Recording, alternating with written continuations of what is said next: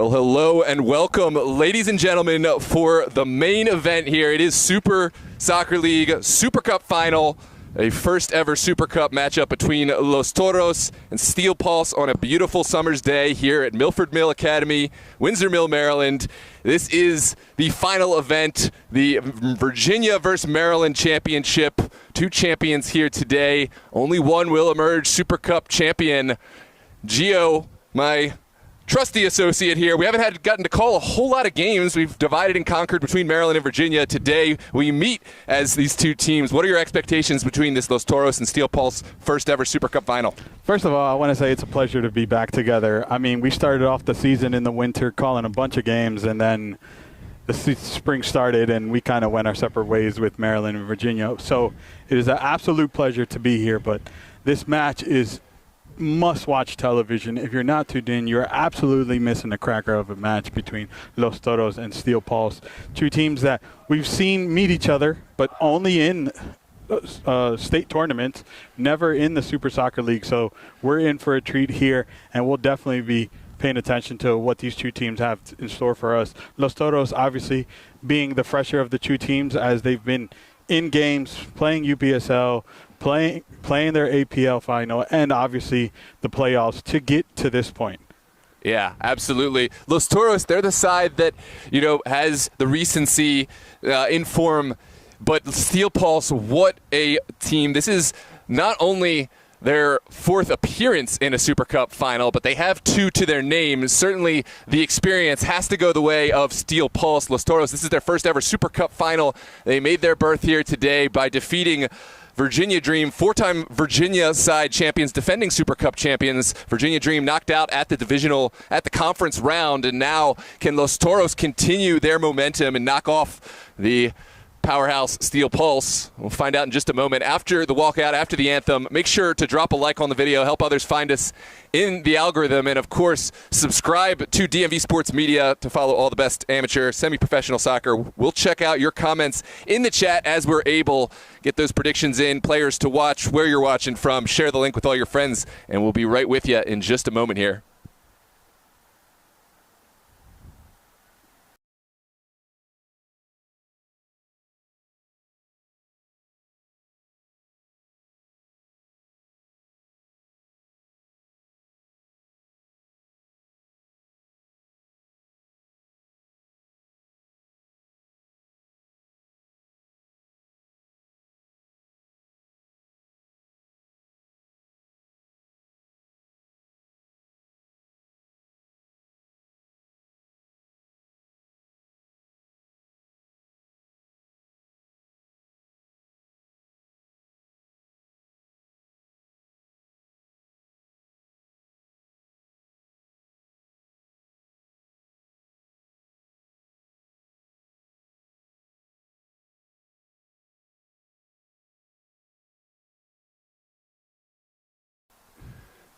We don't have to play it yet.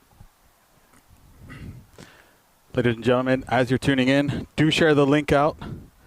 We will do the same on our social media channels. Use it. Oops, sorry about that.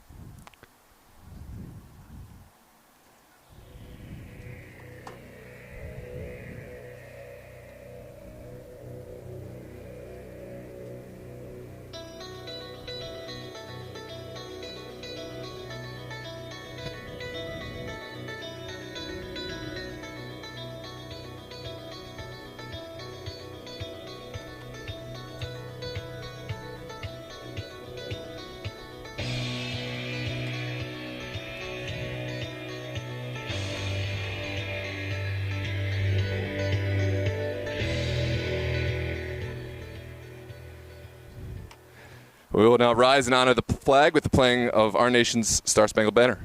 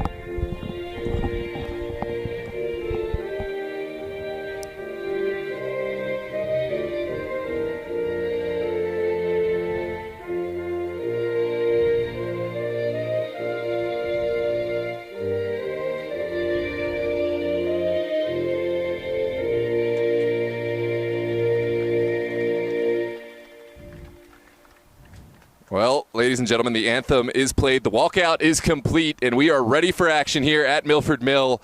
I mentioned a sunny day, a beautiful day, a little steamy, but the breeze has made its presence felt. Those players down there may not be feeling it the way we are, but they're no doubt ready for action. Los Toros, they advanced to this match by way of a semifinal. They were resoundingly victorious over Dorados FC. 4 first-half goals helped secure their place in the finals against Virginia Dream, a match that saw a lightning delay, postponement, and 2 weeks.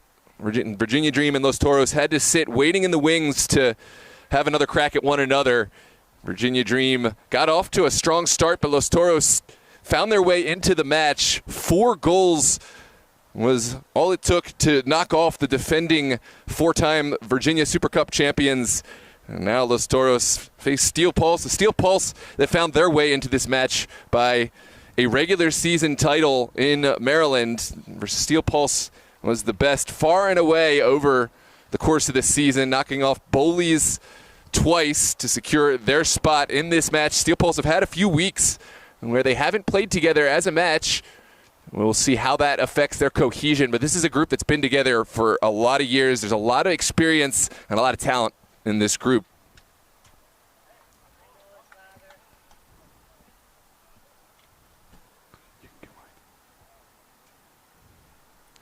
Gio, what are your expectations for today? What does Los Toros need to do to be successful in knocking off this incredibly athletic, incredibly vertical Steel Pulse side?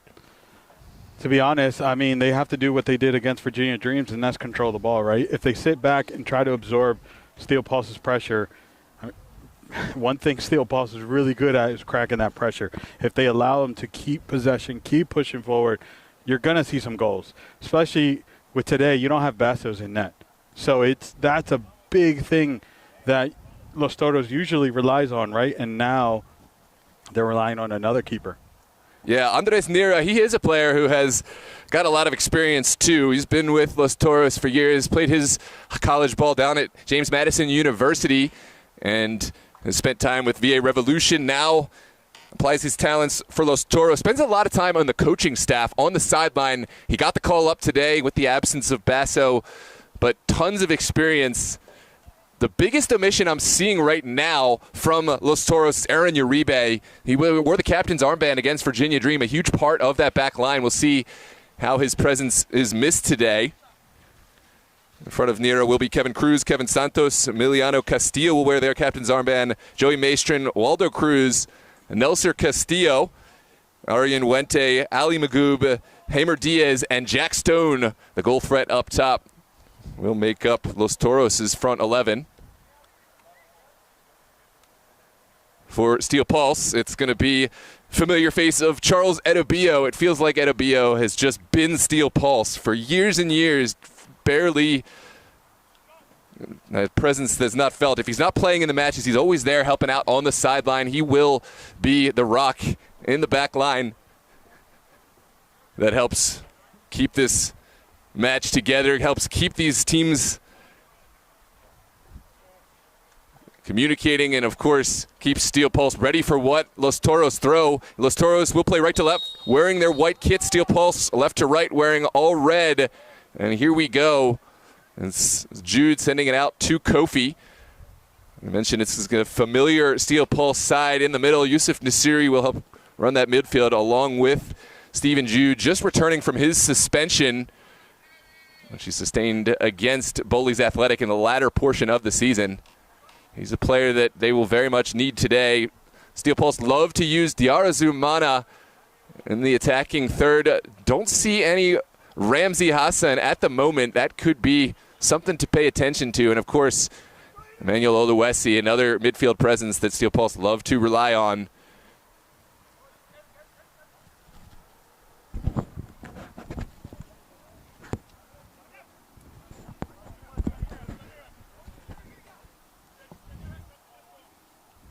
And sent straight down the middle. Santos has Maestrin. Maestrin will keep this on the ground. Ooh, well controlled there from Waldo Cruz. It's popped back in the air. Castillo can't hold on.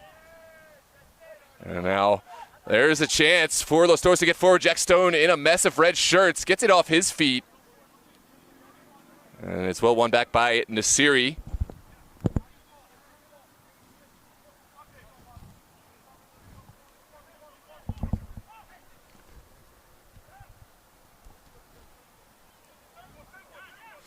I mean, one thing we missed out in the opening moments was Jack Stone, right? We have to talk about Jack Stone and how important he is, but I'll hold that thought. It's a sailing ball. Didn't really catch that one as cleanly as he would have liked, Kofi, but another player we will have to pay attention to. Musa Kande has made his return to Steel Pulse. Haven't seen him suited up with this Pulse side since the early portions of this season, but of course we remember what Musa Kande brought to this Steel Pulse side, and maybe he will be the presence that helps replace the omission of Ramsey Hassan. Santos back to Nira. That's another portion of Andres Nira's game that he really brings a calming presence on the ball. He will have no problems receiving the back passes, and maybe at this level it sounds a foregone conclusion that every goalkeeper is going to have that ability on the ball. It's really not. We saw that was an issue last year for Steel Pulse against Virginia Dream in that Supercup final. It came down to which goalkeeper was better off the line. Here is Patrick Tete outside of his box. And it looks like an early handball, potentially a red card decision. Take a look at this replay. From the wide angle, you see him come out. You see him clearly way out of his box. We're going to take a look at it a little bit closer here. From the narrow angle, and you see he's well past that yellow line, gets a hand on. The hand looked like it might have been right over that yellow line, but his body was out. So I'm not sure what the referee's going to rule it right there. So I think there's two issues, right, that Los Toros might have with this. One, if there's not a red card, because that is a last man challenge, the goalkeeper usually, except for when a goalkeeper accidentally walks out of his box, sometimes that's not given as a red card. But in a last-man challenge, almost always you're going to see that as the red card. But also, this is a moment that could have played advantage. Jack Stone was able to collect the rebound. He had an open shot at net.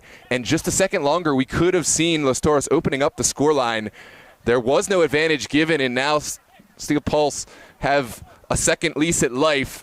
Their goalkeeper, Patrick Tete, receiving just the yellow card. Los Toros will have a central free kick from just outside the 18.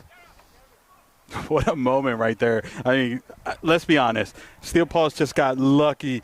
Fortune has shined on them, and they still have 11 players on that play, because that could have been called either way. From this angle, from this distance, the way we saw it, it could have been called either way. Yeah, absolutely. It is a chance. Looks like Hamer Diaz, the one standing over this ball. We saw Jamer Diaz strike from this exact distance in the Summer Gold Copa against Club Petrolero in a wild match this past Sunday. Jamer Diaz certainly volatile from this position. So Los Toros, a chance to still collect something from a situation. Diaz over the wall, off the crossbar and out. It rattles the bar. I don't think Tete was getting to this one. Yeah, I mean, the keeper just looked like he had just gotten beat just for a second, and absolutely lucky again, hits that post and goes out wide for a goal kick. What a service from Jamer Diaz.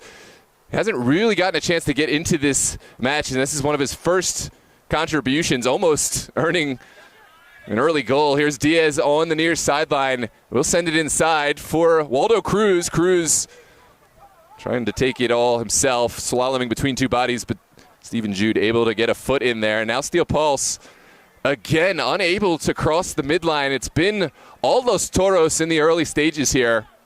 The Steel Pulse side can't give them an inch, even when they're not playing at their best, can still find a way to cause problems. Here's Musa Kande.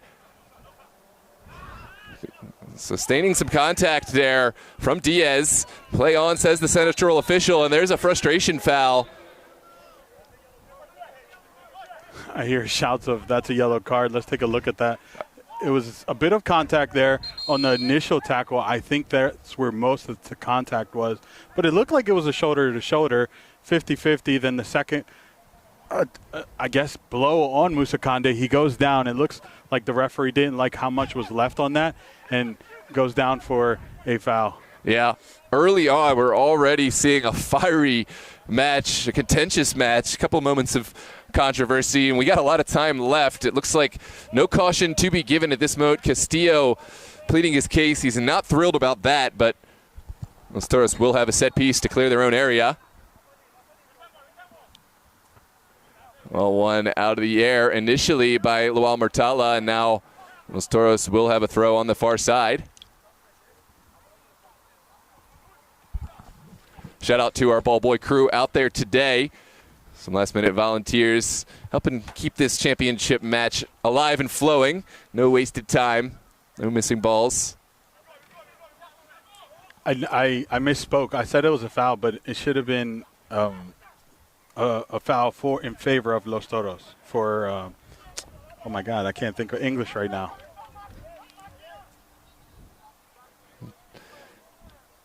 Of no consequence. It'll be ancient history soon. This is a match that's moving fast, a match where there's going to be a lot of moments to fully embrace. It's quickly sent in on that far side.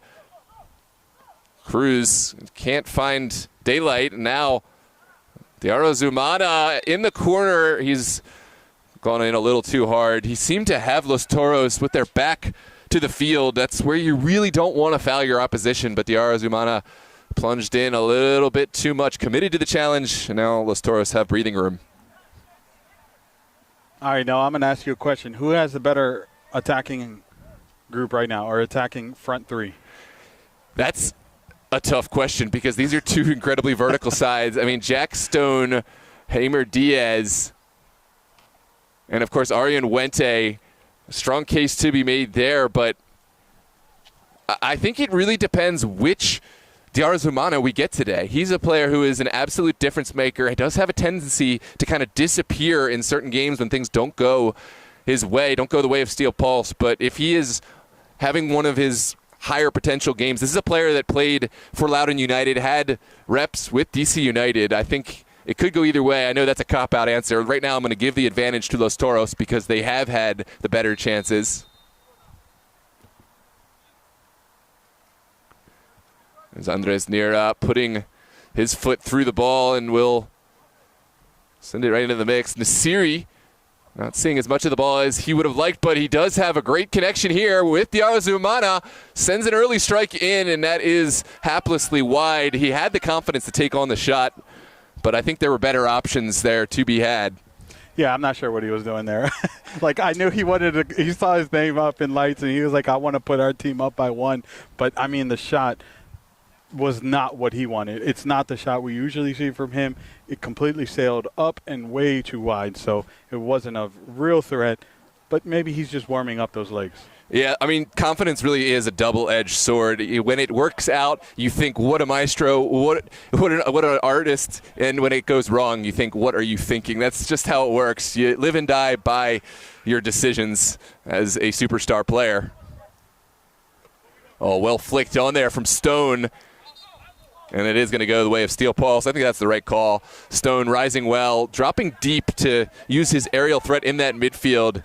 You'll see him drop in deep, letting Arian Wente and Jamer Diaz get high on the wings. And then, of course, Jack Stone happy to trail up and occupy that space. That's why he gets so many goals for Los Toros in the Super League playoffs. We saw a player who contributed with VA Revolution in the UPSL during the regular season, and he's just a player you have to keep account of at all times, really physical and has really good ball knowledge.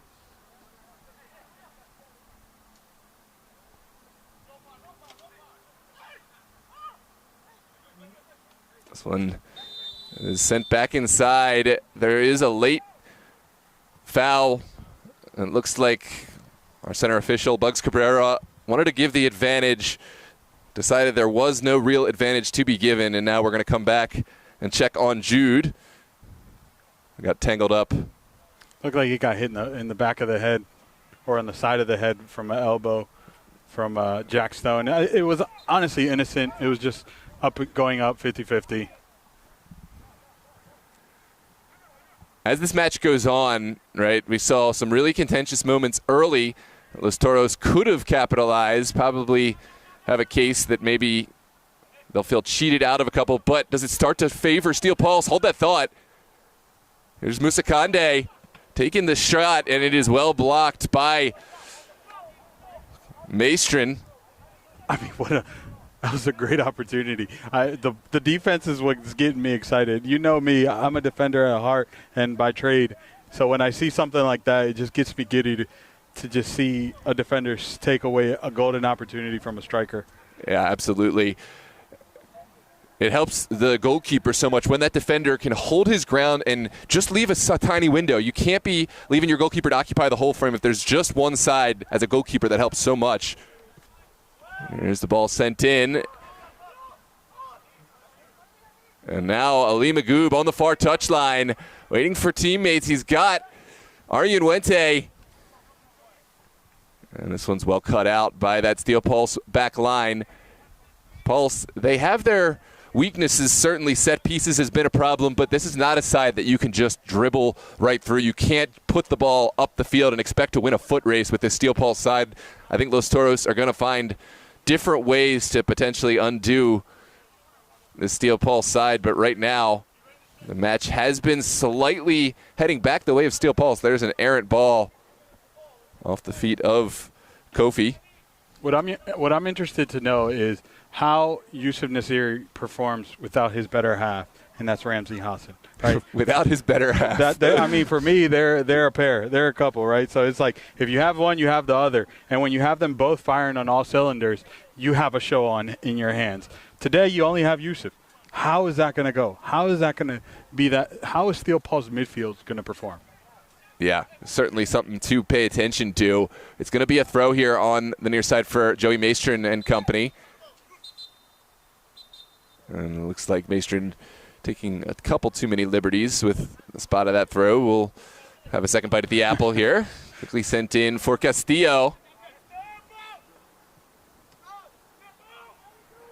And now back all the way to Andres Nira. Nira under some pressure. We'll dump it right down the field to Magoob. And it's back to Jude. Jude trying one over the top. The flag comes up, and that will nullify this would-be sequence of play. Let's check out what's going on in the chat. Charles Boateng playing a much more forward role. We saw Charles Boateng years ago. He was the number 9. He was the forward for Steel Pulse for years now. He's played at the fullback role, much more defensive-minded, just getting forward at certain moments. Today, it looks like they'll bring him back up the field, Charles Boateng. He certainly has those capabilities. But will he be a little rusty? Well, I mean, you know what? You know, we talk about the age and some of the guard for Steel Pulse and everyone. But, I mean, you have Musakande and Diarazumana on either your left or right. I don't think you're going to need to do much running. Yeah, absolutely. This is brought down well by Jude. Now Emmanuel Oluwesi still putting it forward. Boateng able to bounce off the challenge and sends one out wide.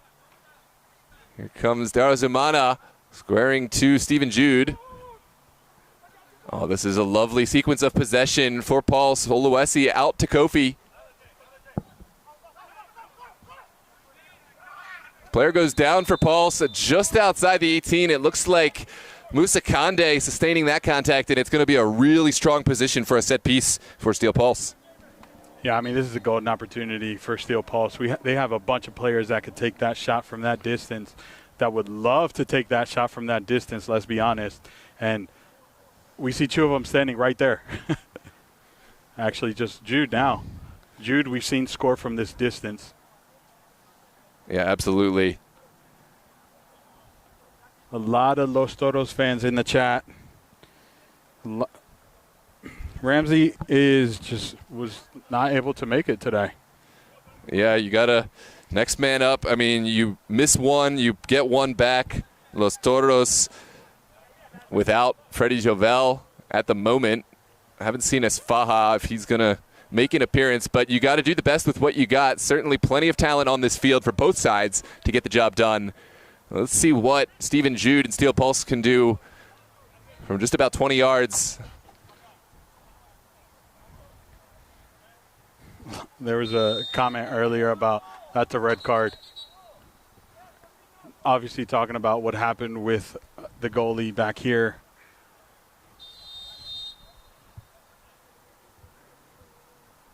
This one's over the wall, and Andres Nira, alert to the danger, ended up batting this one away. Good save. I think that's one that Nira will expect himself to make, but nothing's certain. I mean, he saw it just over the wall, reacted just with enough time to parry it out for a corner. I'll skip the rest of this replay so you can watch this corner. It's the top of the box. Stephen Jude had the confidence to take it on. This one's sailing far and wide, but Stephen Jude, he does have the capability to connect from that distance, reminiscent of a goal we got to see just a couple weeks ago in a different competition. And didn't connect that time for Stephen Jude. We may or may not have just lost our ball boys. Well, losing. That's what happens sometimes, but they're still there contributing. They were helpful when we needed them. This is well flicked on by Mally Magoob. Stone will apply pressure, but Pulse not having any issues. They'll send it back to TT.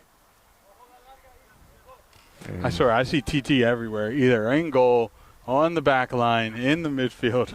Yeah, no Justin Appler today. Obviously, Patrick TT will fill those shoes, but something to pay attention to, especially for a goalkeeper who hasn't gotten to play in at least any of the competitions that we've covered for a few weeks. How sharp will he be? He had that moment of confusion early on in the match. Has that settled him in, or is he even more rattled? This is Diarra Zumana covering so much territory. That's a lovely ball from Stephen Jude. Just strikes so true. Ooh, it falls over to Diarra Zumana. Takes it out of the air. Just enough pressure to force Diarra to take this, I think, a little bit earlier than he might have liked. But Los Toros is certainly a nervy moment for them at the back. Yeah, he didn't catch it the way he wanted. The contact wasn't what he would have ideally liked. Caught it, sent it flying. I was going to mention about TT. Wasn't TT in the goal for the Super Soccer League Fall Super Cup? Yeah, he was. It was probably not his fondest match to remember. It was a 5-1 victory for Virginia Dream. Were no absolutely awful errors, but just it didn't look like a cohesive back line. Struggled to get the ball clear and play from the back in their own area on a really poor condition day. Here's an early ball in. What a save from Nira. Ball still in the mix. Hamer Diaz will pick up the pieces, and now down the line. Stone, can he connect with Castillo? Castillo just couldn't keep the ball with him. We'll come back to that replay because that was a beautiful play from Steel Pulse. Absolutely. Just got themselves a little too close to goal. Nira held his shape well across the net. Back post. Diarra Zumana keeping it alive. It's a shot. Another block from Los Toros. Absolutely on fire. Steel Pulse keeping it in. Sent across. The clearance only partially made. Musa Kande bobbing, weaving, taking the shot. What a save from Nira. He's absolutely standing on his head right now. That was a fantastic leg save. Not just to get contact with the ball, but to get enough and make the clearance. And now it will be a corner kick. Nira is down, and that's a moment to watch. Andres Nira is the only goalkeeper rostered today for Los Toros. This would be a huge loss. It was a great save. I mean, the reaction was split seconds. He had so many players in front of him. He couldn't really get an eye on those players. I mean, those 3 back-to-back saves, we were wondering if he was going to live up to the challenge. Well, he just answered it. Absolutely. Andres Nira will get back on his feet. We don't know how he really feels right now, but when you're a goalkeeper and you're the only one, sometimes you just have to not show that pain. You just play through it knowing you're the only option for your side in a championship final. We'll see how he carries himself after that injury. Here's the service. Ooh, 2 Steel Pulse players maybe got in each other's way. Charles Adebayo had a clear line of sight at this ball, but There's a second run that kind of put him off at the last moment, and now it will be a throw on the far side. Steel Pulse is doing what Steel Pulse does. You asked me at the beginning of the game, what does Los Toros have to do to have a chance in this game? Well, not let Steel Pulse have the ball, and they've literally done the opposite. They have let Steel Pulse on the ball. They've allowed them to, and they're just absorbing pressure. Don't get me wrong. They were great at it against Dream, but I think Steel Pulse is a little bit more vertical where they can shred through that pressure and eventually will crack that pressure. Now, I think Los Toros, give them credit, they have a great defensive shape and will continue to have a great defensive shape, but they can only take that beating for so long. We've seen 3 opportunities just now. Absolutely. Here comes Steel Pulse again. Murtala down the line for Conde. Conde will square it. It's only partially cleared. Still bouncing around in the mix, and finally sent up and out. How's your touch, Yusuf Nasiri? Never any doubt from the Moroccan. Here's the service, well blocked. Los Toros, to their credit, right? You have to stop the possession before it starts, and the only way you can do that is possessing the ball yourself. But right now, they are absolutely throwing their bodies with reckless abandon in front of every ball. They're defending as a team. It's not sustainable, you're right, but you got to admire the fight, and you got to admire the effort that it's taken to keep Steel Pulse off the net. Well, everyone. Let's be honest. Los Toros are dogs. They are going to grind, and they're going to hustle, and they're going to try to keep this energy for as long as they possibly can. Absolutely. I think hold that thought for the moment, Kofi, looking for an option, top of the 18. Good touch from Waldo Cruz. And now it's an opportunity for Los Toros to start their own possession.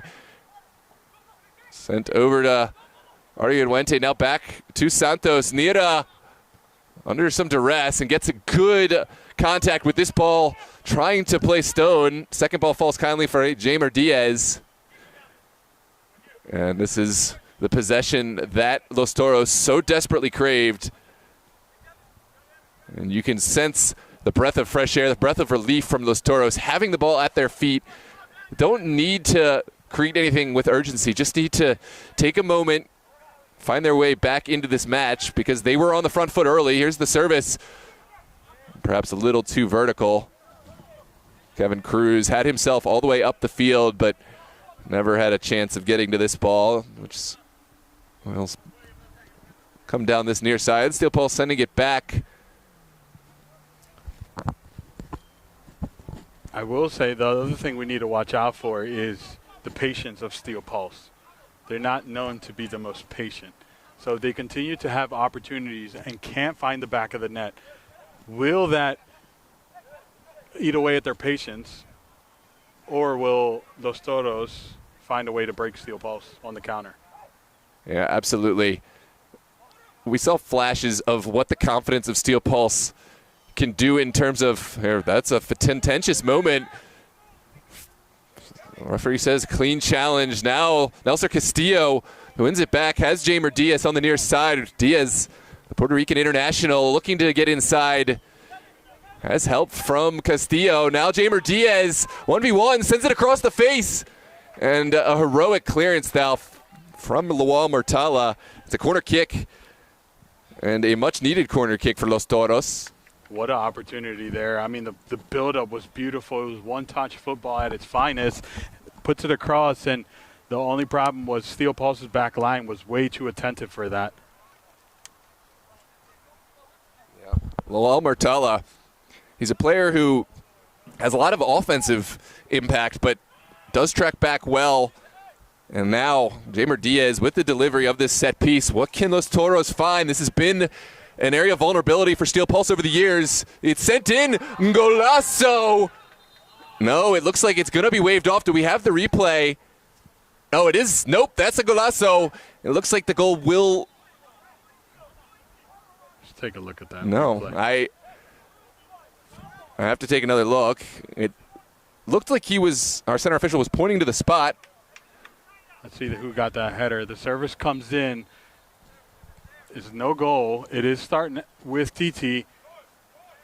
Looked like there was some foul on the play, and that may have been what the referee saw and called.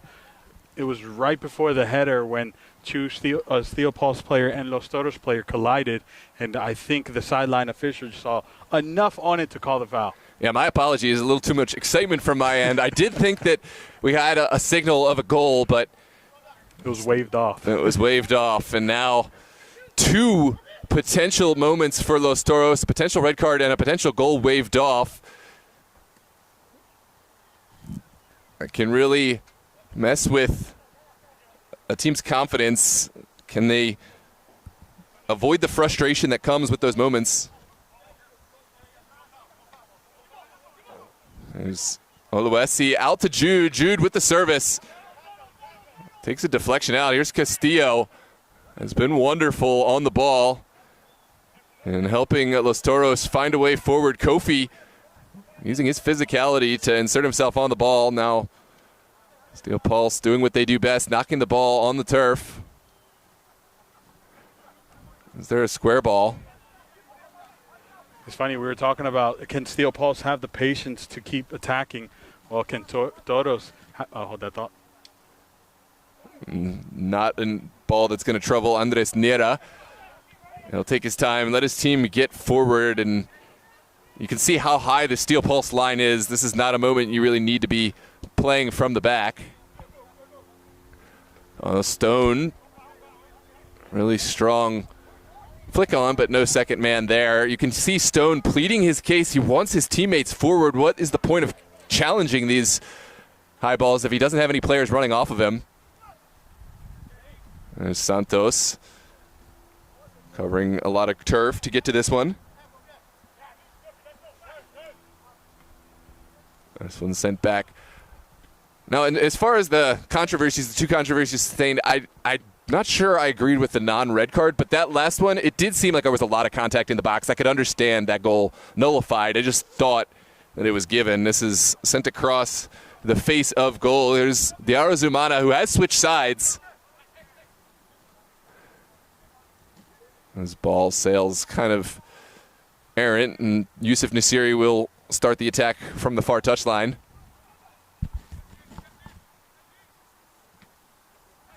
Really patient approach from Steel Pulse, trying every door. If the door isn't open, they try another one. This one off the crossbar and into the side netting. It's a great job. Whoever put those nets together did a really good job. That's strong craftsmanship. Oh, man. A less talented net maker, and you might see that ball trickling through. No. And it had some power on it, too. It really did. We're gonna have our first water. We're gonna have our first water break of the day. It's 0-0 here in this Super Cup final. Both sides have had chances. Niera has come up really strong to deny Steel Pulse. Los Toros have had 1 goal waved off. A potential red card didn't go their way. Both sides certainly have a claim that they should be in front, but we got about maybe 65 minutes left to play in this one. Let us know your thoughts, predictions, players to watch. And we're going to take a quick moment. We'll be right back in 30 seconds. Share this link out.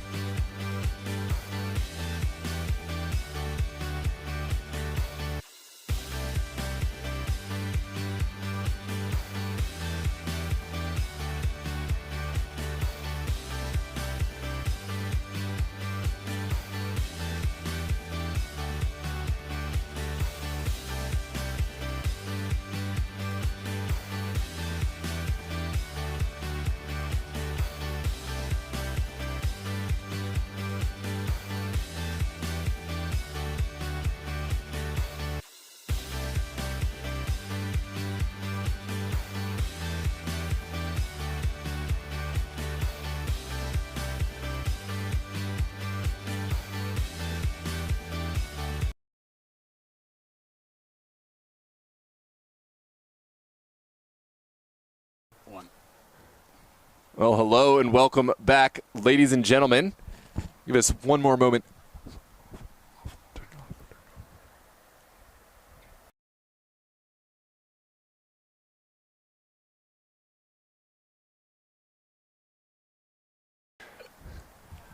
Welcome back after our first water break of the day. We're about a quarter of the way through the match, halfway through the first period. Welcome to all those who have tuned in to this 0-0 Supercup final, Steel Pulse and Los Toros.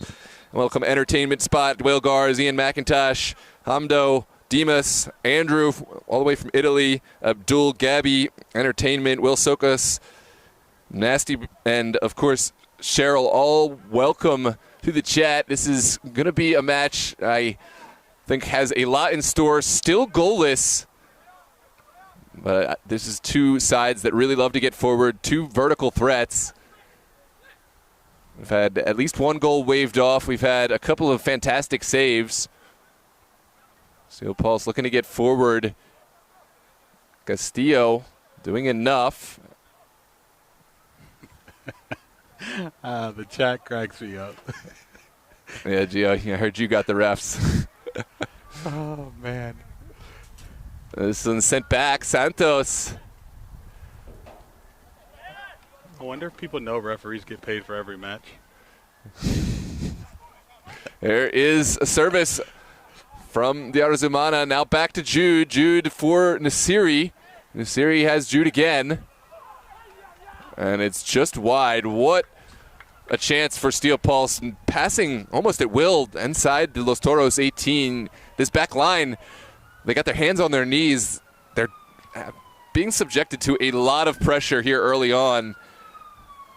Los Toros need to find a way to earn more possession. They need to support Jack Stone up top. Stone has done well at winning the high balls, flicking balls on, but Jamer Diaz and Ali Magoob have had to drop so deep to help out that they haven't been able to get up the field when needed. Here's the goal kick for Andres Nira. Kind of a line drive. Doesn't clear the first circuit of players. It's Joey Maestrin on the near touch. In a battle with Diarzumana. Zumana. Ball had gone. Diarzumana pleading his case.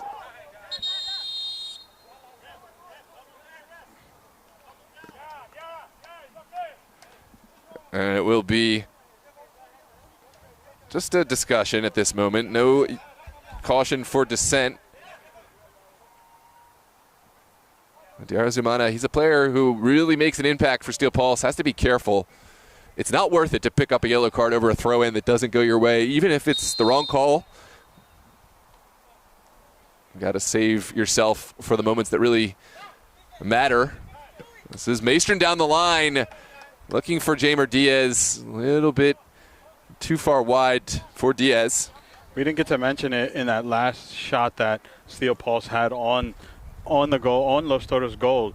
It was Yusuf Nasiri who really controlled that midfield, setting up the pass and then setting up the shot. And he's going to be – we talk about he doesn't have his other half, but he's still very effective. Oh, absolutely. There's plenty of talent for Nasiri to help set the table with. Nasiri scores plenty himself, but he loves to pass. And I think that's a credit to his skill. Right now, Los Toros not able to find the cohesive attacks that they need, and Nasiri will take over, playing from the back. This is Oluwesi. Out to Kofi. And lots of space through that midfield. Diarzumana, well, he able to find the nutmeg. Maestrin did enough and got some support from his colleagues in the middle. There's Stone dropping ever deeper. And we saw this against Virginia Dream. Stone dropping back helped Los Toros find their footing against Dream. Before Stone got that involved, the back line for Toros was really struggling to find recipients. They had to send balls right back into the feet of Virginia Dream before Jack Stone made his presence felt. Do you think that's going to work with Steel Pulse? Because, I mean, Steel Pulse has some defenders that can actually really play, right? They love getting a little bit higher up, a little bit more forward, and then they rely on their solid defense, their solid center back pairing.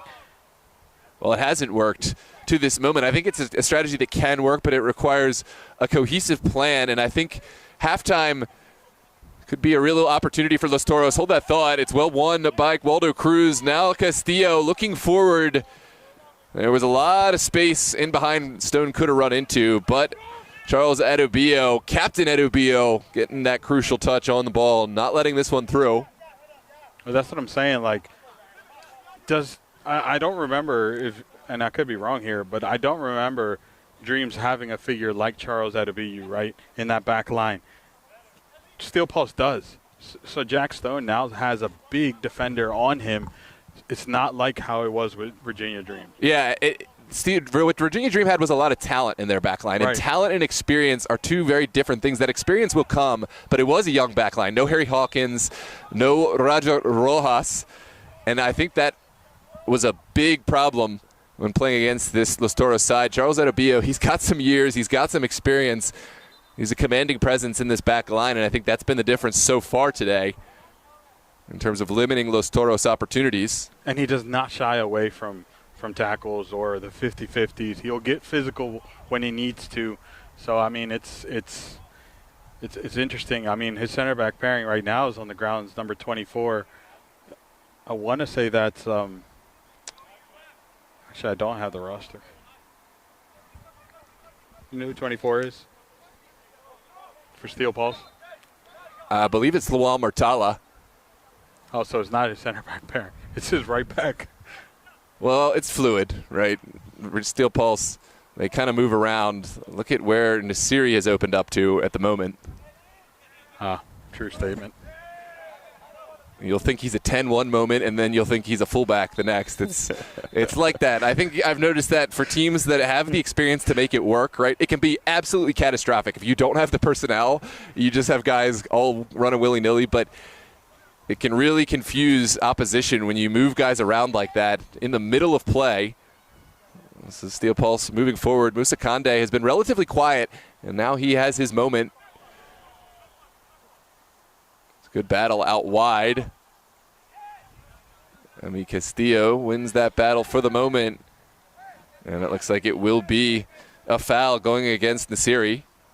Ali Magoob taking the shot.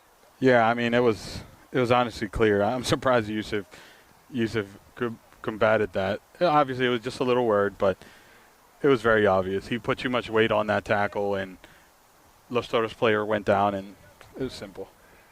If Yusuf Nasiri ends this game without a yellow card to his name, then I will buy you dinner, Gio. How about that?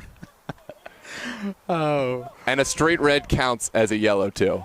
I want to put that caveat now. So it's funny because it's like you would think that's such like an easy bet, but it's not. Well marshaled out by Charles Edubio. Ali Magoob, to his credit, did fight this out all the way, but never had a chance in rounding Captain Edubio. And it will be a goal kick for Steel Pulse. Appreciate the kind words. Alejandro Sambas enjoying the multi-camera angle. We try our best here. We try here. It's been a relatively calm segment of play compared to how this match started. Neither side has found a clear strike on net for at least the last 10-15 minutes. We'll see. Usually don't want to hear that. We'll see how that changes going into halftime.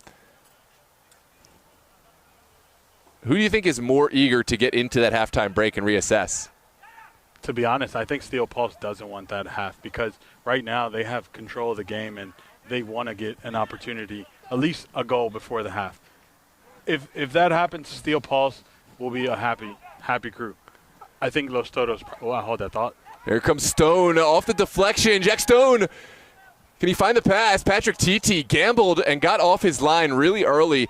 I think if Jack Stone takes this shot on, Patrick Titi is already traveling off his post, but sometimes gambles pay off, and Titi able to come and collect this one. Here comes Diarra Zumana getting to the end line and running himself out of real estate. End-to-end stuff, Gio.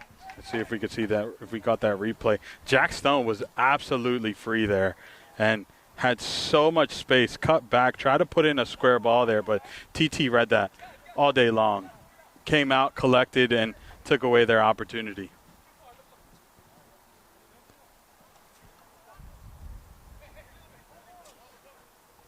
Here comes Los Toros playing from the back at the moment. It's Kevin Cruz as Stone. Stone goes down. It looks like that challenge won just enough of the ball.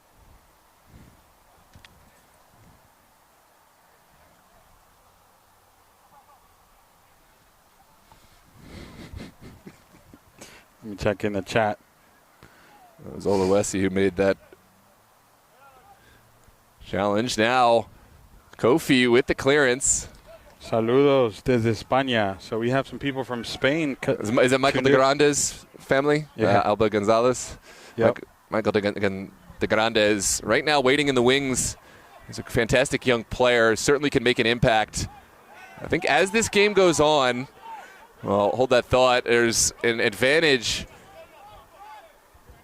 And it looks like it's going the way of Los Toros. Here's Jamer Diaz. Running into trouble. Jamer Diaz with a late challenge on Kofi. Kofi and Jamer Diaz. That's a battle to watch out for. You can't be doing that. Jamer Diaz a little bit, but it's a little much on the reaction. There's the first yellow card. I mean, or talking to maybe. It was a little bit of a contentious moment here between Kofi and Hammer Diaz, and Diaz throwing the ball at Kofi, and Kofi absolutely selling it, as he should. Yeah. And the referee says, I see, let me have a talking to him.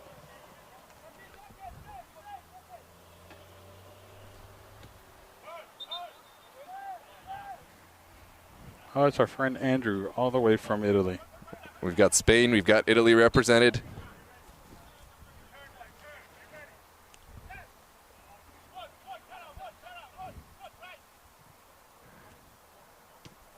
Good switch there from Edubio over to Paula Fool. Simulation, that's the word I was thinking about. Thank you, my friend Andrew. That's Yes. way delayed, by the way. 30 minutes of delay. Yeah, that was what you were thinking of in like the first minute of the game. Yeah. This is a late challenge. Steel Pulse have won it back. Here comes Diaro Zumana with an early release. That was a tall order to get that ball all the way through three defenders. And it was well cut out by Santos. Another battle won by Kofi, and this is going to be a card for Jamer Diaz here on the near side. Kofi won the initial battle. Jamer Diaz stuck a foot in too late, and it was never any doubt on the decision.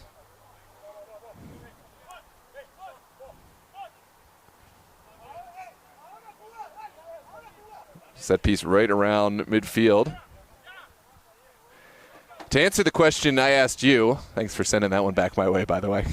Oh, that's what I do.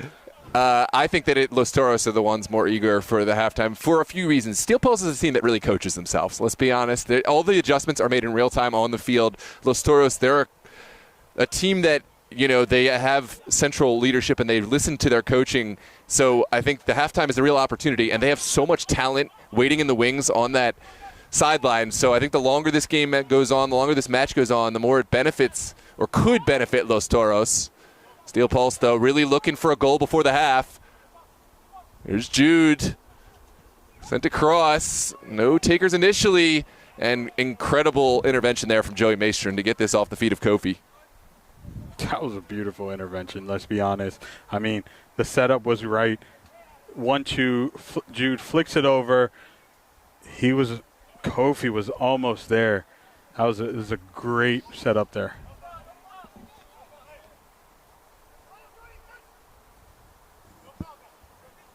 There's the service.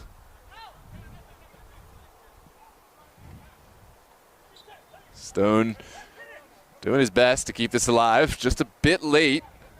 We are a minute into stoppage time, so whoever needs this halftime more, they're about to get it.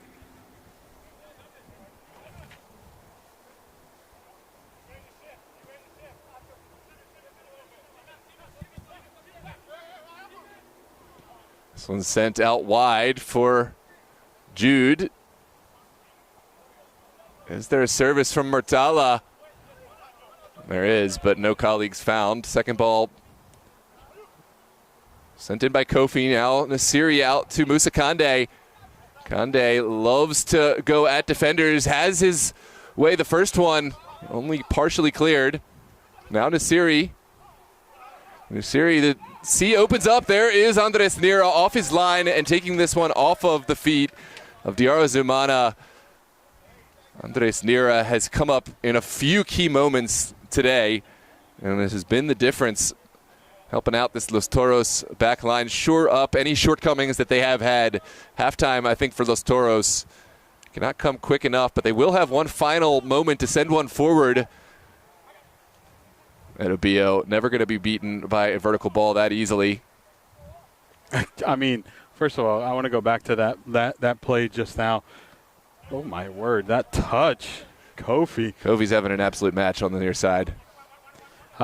Yusuf Desiri cut back, beating two defenders to set up the pass for Diarra Zumana, or was it Musa Kande? I can't remember. But obviously, Los Toros saw through it, collected the play. But, I mean, just absolutely beautiful from Yusuf. Here is a chance for Jack Stone. Getting to the end line, sends it across. It's now partially cleared, and Los Toros has to get back. They have a lot of bodies committed to this attack, but it doesn't look like Steel Pulse is so adamant. Oh, what a ball initially. It's cut out in red by Kevin Santos. And that is going to do it for this first half period. 0-0 is the score. Certainly there were chances for both sides. Steel Pulse almost coming to a red card in the first moments of play. They had a few contentious fouls, but they also had some great chances themselves. Andres Nira making 3 huge stops, propped up by his back line. Los Toros need to do a little better in holding possession and limiting the Steel Pulse opportunities, but their last-ditch defending has been heroic, and that could be the effort that allows them to stay into this game. What are your takeaways for this first half, Gio? Steel Pulse is absolutely great on the when they're on the front foot. That's probably when they play the best.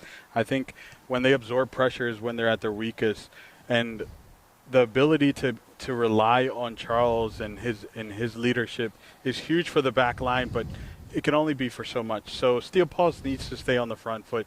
Los Toros, while the counter worked against Dreams, I don't think it's working here. They need to try something different. They need to shake it up. They need to get in control of the game and control the tempo. And I think that's when we'll see Los Toros potentially edge out Steel Pulse. We're going to take our halftime break, our union-mandated halftime break. Thanks for tuning in here on DMV Sports Media. If you haven't done so already, drop a like on the video. Let's get these players, coaches, and teams the exposure they deserve and boost this match in the algorithm to more viewers. And, of course, haven't done so already, hit the subscribe button. Don't know what you're doing. You're missing out. We're going to be recapping this match and all of our matches on our weekly podcast, the DMV Recap, and we'll have extended highlights on YouTube. Check out the DMV Sports Media and Super Soccer League Instagram for short-form content. We're going to take our break. We'll see you back for the second half, the second 45, to determine a winner. If there is no winner from regulation, we'll go to extra time and then penalties here in the Supercup final. We'll see you there.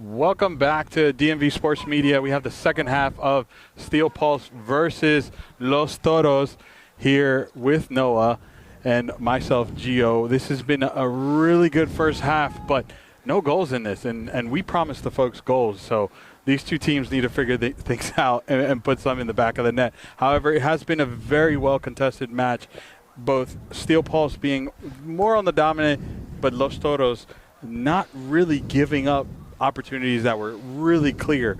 Steel Pulse, however, has. So we'll see how the second half will go. I'll hand it back off to Noah to take us through the second half. Absolutely. We talked about halftime kind of being more to the advantageous position of Los Toros. They have more of a central authority, an opportunity to make some switches. Steel Pulse tend to make their switches, their changes on the field. So I don't think that they really need halftime. They don't have a lot of players to come off the bench. Los Toros do, so I think as this game goes on, Los Toros certainly have the advantage, the deeper squad, but Steel Pulse, they're a side with a lot of endurance and a lot of ability. They've been in these big games for years, so they know what it takes to win a Supercup final, have done it twice. They're playing here at home. Of course, Los Toros will play left to right, wearing their white kits. Steel Pulse right to left, wearing their all red. It's an early ball forward for who else but Jakob Esfaha, who has entered the fray on behalf of Los Toros.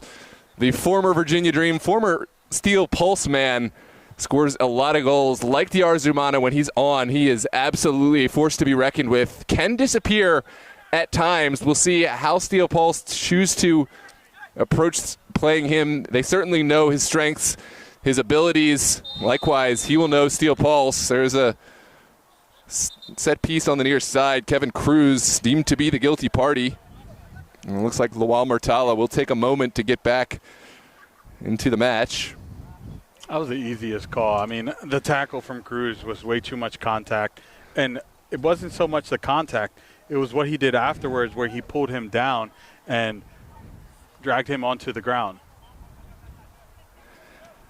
Welcome, Zach. Welcome, BQ guy. I have to say, BQ guy, you may not know this if you're a new entrant to the league. I know Bowley's Quarter is a little bit new, hasn't played in a Super Cup final, but I don't know if you know where the last Super Cup final was, down in Virginia. So we're back up in Maryland now. Steel Pulse did make that travel down to Virginia in the fall season, where Virginia Dream were victorious on a cold, wintry night, 5-1 over Steel Pulse. That was Virginia Dream's first ever Super Cup victory. Steel Pulse earning the first two. The first one was actually down in Meridian. Steel Pulse traveling to Virginia in that. The second one in Maryland. Now we're back here in the fourth Super Cup final here at Milford Mill. Los Toros have made the trip up. They've come in force. They definitely have taken this honor, taking this opportunity very much to heart. Can they defend here? It's Steel Pulse to the end line, sending it to the top of the 18 as Faha has dropped deep and made the clearance. Well chested down by Stone. And this is a great opportunity for Los Toros. Chamber Diaz looking through the middle of the pitch, has Castillo. Now Stone waiting for support. Back to Castillo. Castillo bobbing, weaving, taking the shot, and well saved from Patrick Tete. That was the easiest shot for Tete to control. It was good ball movement, but at the end of the day, it wasn't enough venom on it for TT to absolutely have a nightmare of a moment. It's calm, cool, collected. And here comes a ball down the line for Steel Pulse. There's a shooting opportunity for Diar Zumana right into the waiting arms of Andres Nira. Again, strong positioning, strong footwork to get behind this one, but that is a chance not taken for Steel Pulse. I mean, that was a great save from Andres. Both keepers have been asked to do something this very early on in this half, and both keepers have answered. This one's popped up in the air. As Faha will see it out, and now a throw for Los Toros on the far side. No, I have a question for you.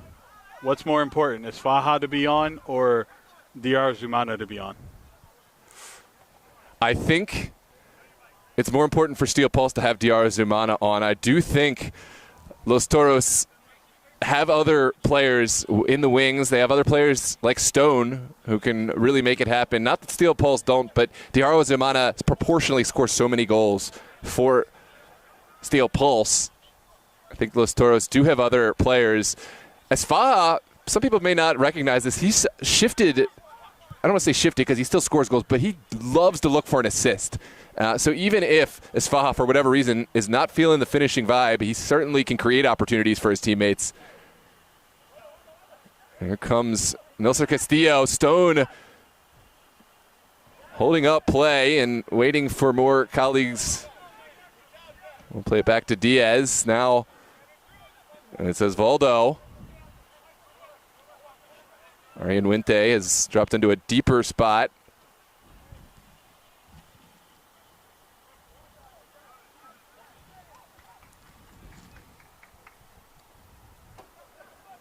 This is Michael de Grandes, who has entered the fray on that far touchline. The youngster de Grandes will help Los Toros push up the field.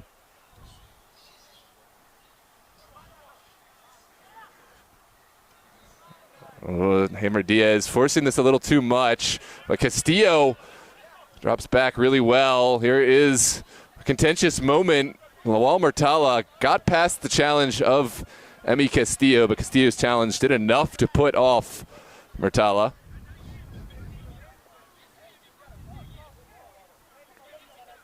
So Super Cup finals matches, the location has been predetermined. There was always a contentious kind of battle for who would host, how the hosting would be determined, since both leagues have different structures in between.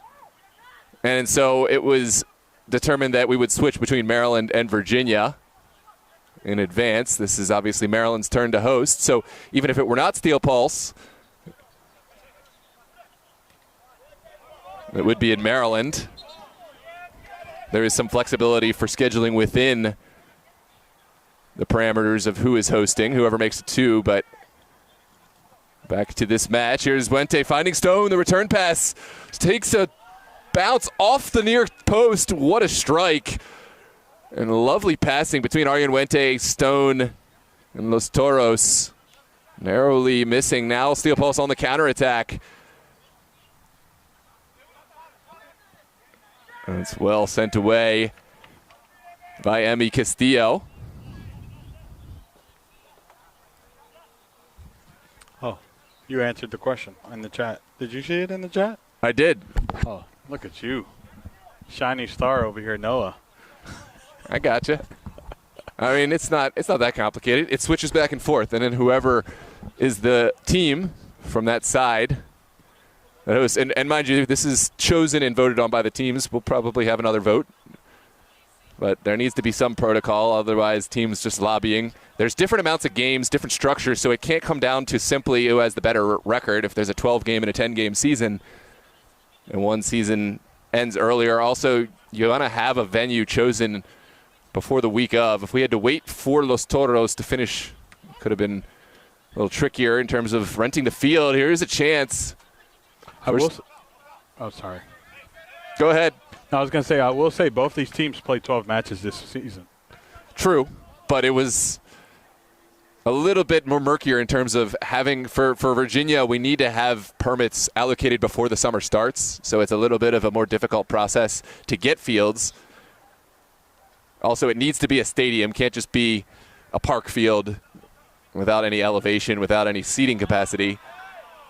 And there is going to be a foul going against Los Toros. Toros pleading their case, but Steel Pulse will have an opportunity to send this one in from a dangerous area.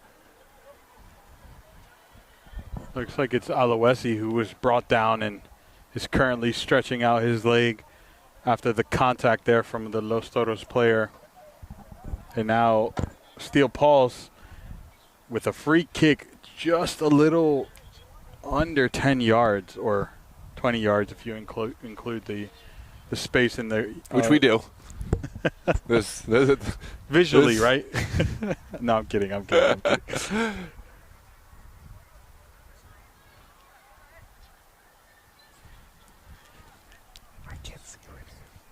Oh, it looks like it is.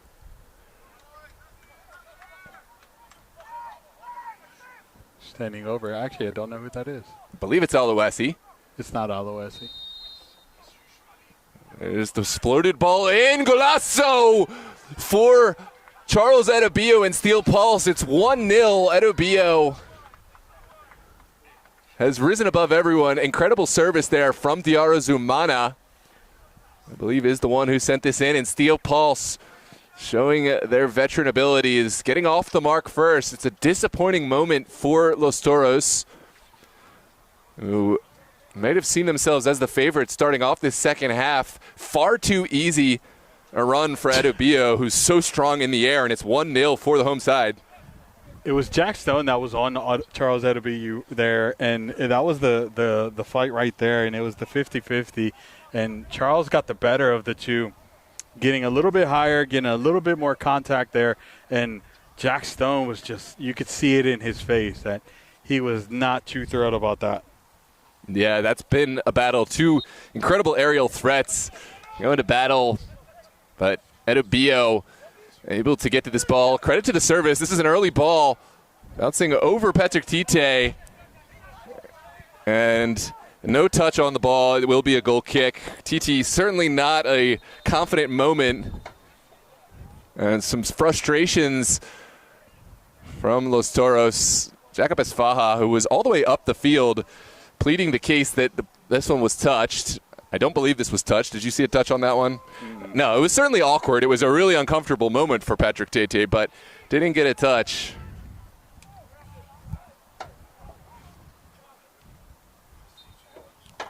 The Toros have to hold their heads here.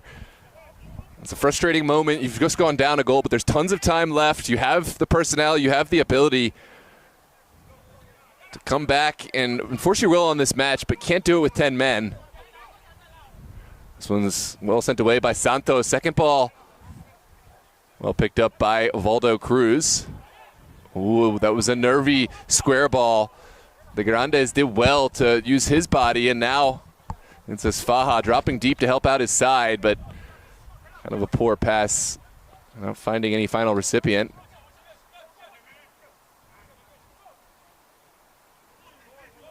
This one's well won by Arian Wente.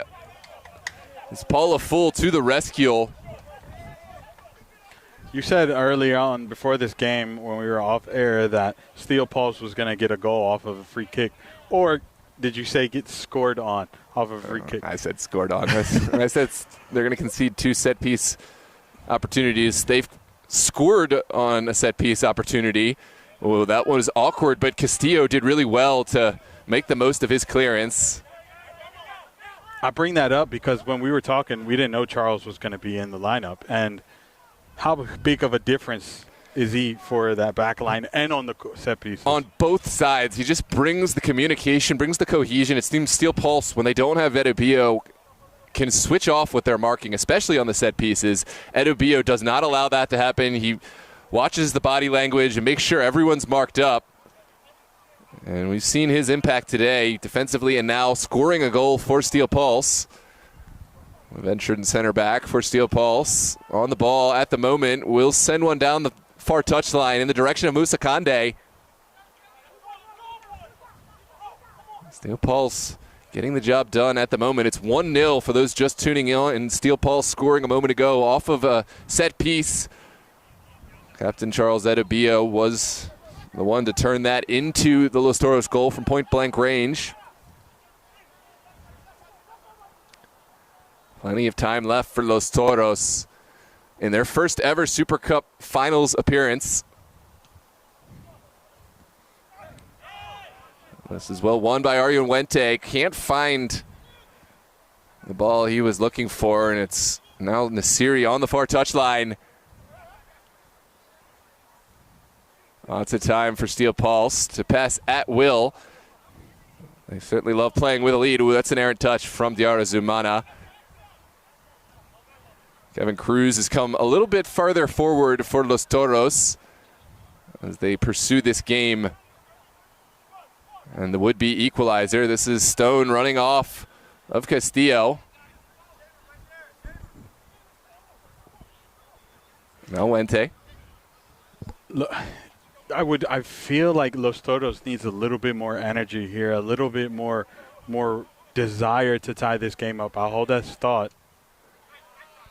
Well cut out. Initially, Cruz will get to the second ball, but loses out to Diarazumana. Now Kevin Cruz whistled for pulling back Diarazumana. Steel Pulse certainly want a caution. They feel that was a clear counterattacking opportunity, but they're not going to get it. It is a set piece, though, for Maryland's side. I just want to, like, if you look at the bench of Los Toros, you just see Dave on his standing. Probably Coach Dave is on edge there because his team is down a goal, and it's not what he wants to see. He has a team that's so talented that they could easily equalize, but they're just not finding their rhythm. Absolutely. You see the body language from Coach Maestrin. Arms crossed, not thrilled. They've got the talent. You're right. This is an incredibly talented Los Toros side. Yes, they maybe would prefer to have Freddie Javel in the squad, but they certainly have plenty of talent. And here comes Steel Pulse, looking for a second. What a save from Andres Nira. The second effort is going to be whistled for an offside, but Nira needed once again. I mean, Steel Pulse, the build-up play, and just to get himself into that position, that was Musa who beat his defender and just had maybe a second of a opportunity to have a shot on frame. But the goalkeeping from Los Toros has been absolutely out of this world. We do have a player down here for Los Toros. It looks like it's Cruz. It says Valdo Cruz down. Trying to see what number that is. Looks like it's actually number 9, if I'm seeing it correctly on the screen here. It has to be Osvaldo Cruz. 19. Osvaldo Cruz. Yep. Called it. I didn't need to see a number. It's the glare. It's the glare. Yeah. They are going to use this opportunity to bring in a substitution. It looks like Mahmoud Kelfala might be the next man up. We are going to also take this opportunity to go into the water break here. Yeah, this match is going by rather quickly. We're in the final quadrant, in the final portion of this match. Steel Pulse up by a score of 1-0. They certainly would prefer to keep the status quo. They don't necessarily want to see an extra time period where they only have a very limited bench. They love their current situation, and now it doesn't look like we're going to stop just yet. The players just did it. They were like, yeah, we'll take advantage of this. Yeah, all this slowing the game down. It's a tactic. Well, we will have the goal kick for Los Toros. It's an opportunity for them to play from the back.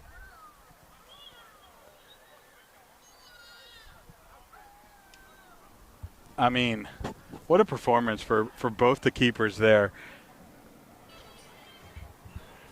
I mean, every time there's been a question asked of them or their service has been summoned, both keepers have been ready, have come up big, some big saves.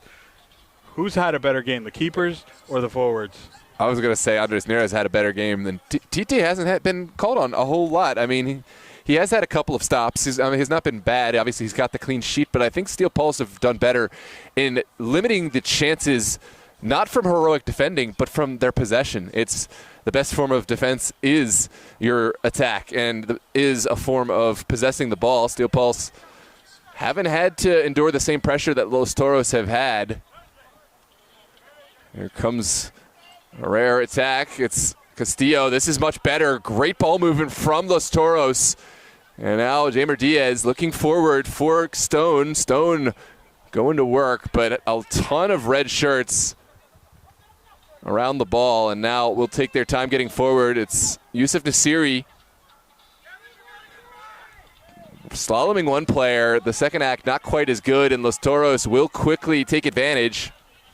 I'm not sure if the fans got to really enjoy that moment, but we saw Jack Stone absolutely putting people on skates, but then getting his pocket picked. Yusuf doing the exact same thing on the other side and then also getting his pocket picked. Yeah. This is what this game's about. Yeah, as good as the first act is, it has to be followed by a second. And Los Toros have just been one act short of finding their chances today. There's another poor pass. Jamer Diaz working to get back and atone for this turnover. Steel Pulse likely will take their time. They don't need to attack. Musa Kande rounding one player, finding space in the middle. It's Musa Kande. Well sent away by Santos. Jamer Diaz will have another chance to get forward. He'll get the ball off his feet. As Faja sees something he likes. It's a vertical ball up the field. TT off his line, able to use the feet. Use the head.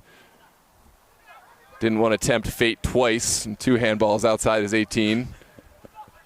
That would have been a second yellow and sending off. Yeah. Certainly, there's going to be a foul on the far touchline. It looks like Valdo Cruz, the guilty party. Steel Pulse, gotta watch them. It looks like the patience is starting to wear off here. We're hearing a lot of conversations here, and then we also have TT down here on this far side in front of his goal. I don't know what the contingency plan is here for Steel Pulse. I think if Patrick TT were not able to continue, it might be Paula Fool who would have to don the goalkeeping gloves. But certainly not a situation that Steel Pulse would look forward to. Limited in their goalkeeping depth, limited in a lot of depth. We'll see if TT is able to continue, if this is gamesmanship or if he really is down for the count. We hope the best for Patrick TT. Yeah, we never want to see a player down. We see him slowly starting to get up. But what I will say is Steel Pulse now has 2 substitutions on the bench. So maybe things will help. That would help them out. TT is back on his feet. Well, Steel Pulse breathing a sigh of relief. This is going to be a bunch of stoppage time added to the end of this match, but for now, looks like we are ready to continue. It's going to be a throw in here on the sideline. It's going to be a Los Toros. No, correction. It's going to be a set piece for Steel Pulse. Kofi standing on top of it, waiting for the referee's whistle. I forgot that foul had happened. Yeah, it's been a while. Kofi sending it over for Diarra Zumana. We'll keep this ball at feet. Now Jude, back to Diarra Zumana. And Steel Pulse spoiled for choice in terms of keeping this ball on the ground, keeping possession. They don't have to get forward. And they will keep this moving. Here's Jude.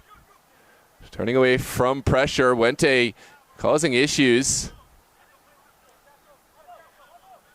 Oh, that was a little too cheeky from Valdo Cruz. Steel Pulse unable to get it forward now.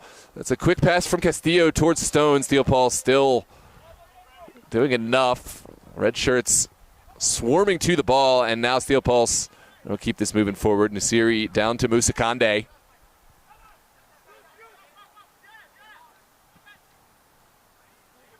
You see the anguish on Los Toros. They're being moved around at will. They're having to cover a lot of distance and not in an attacking capacity.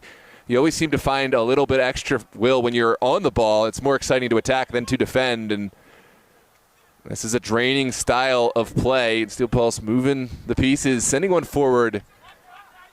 That was a little bit too vertical.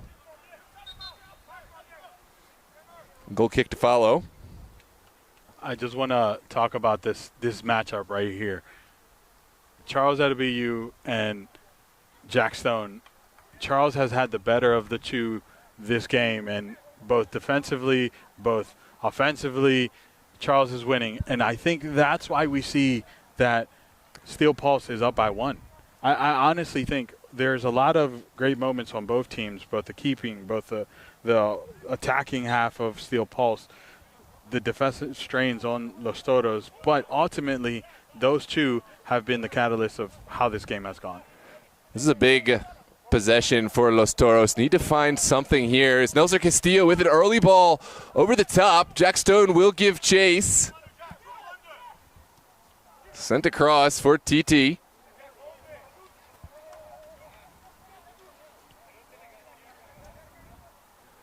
Tete with an early ball for Diaro Zumana. Zumana has Boateng, but Castillo there in the nick of time. Now here comes Arian Wente. Over to De Grandes. Los Toros getting down the field quickly, but still no final shot on target. Look, Coach Dave is picking up what I'm putting down because he's moved Jack Stone. He's put Jack Stone off wide to play this right winger role now and forcing Charles to find a new mark. And I think he's picking it up that Jack Stone needs to get free.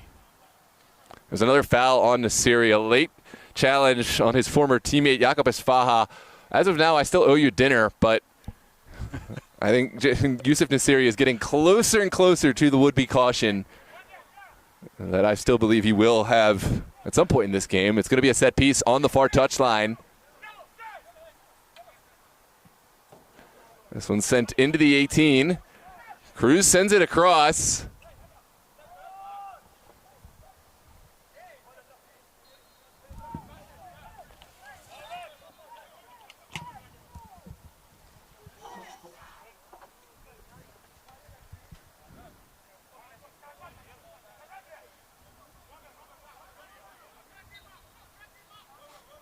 It's Charles Adebiyu on top of it right there. It's a booming ball downfield. Andres Nira will collect this without too much trouble, but I'm telling you, he's absolutely surprised me with his performance. Adebiyo? No, Andres Nira.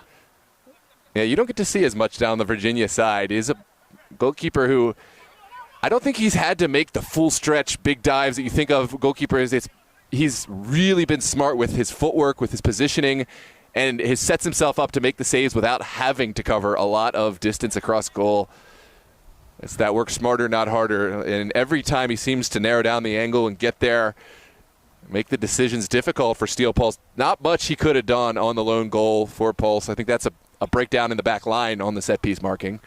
And that's what I was hold that thought because Steel Pulse. Our forward, Kevin Cruz, puts his foot through this one. Ooh, that is a misstep, a rare misstep from the captain at OBL. I was going to say that about Nira, that it's just how smart he's been with his positioning, taking away angles, coming off his line when he knows he needs to, or just getting that much bigger to make the shots harder. That's what's really impressed me for him. This one sent in the middle. Good communication at the back line. Murtala and Edebio combined to make the clearance, and Los Toros will send it back. Speaking of Nira, a second Nira, Alejandro Nira, has entered the fray on behalf of Los Toros, number 11 on the far side. More on that in a second. For now, it's Castillo turning out of trouble and looking for a colleague. It's Arian Wente.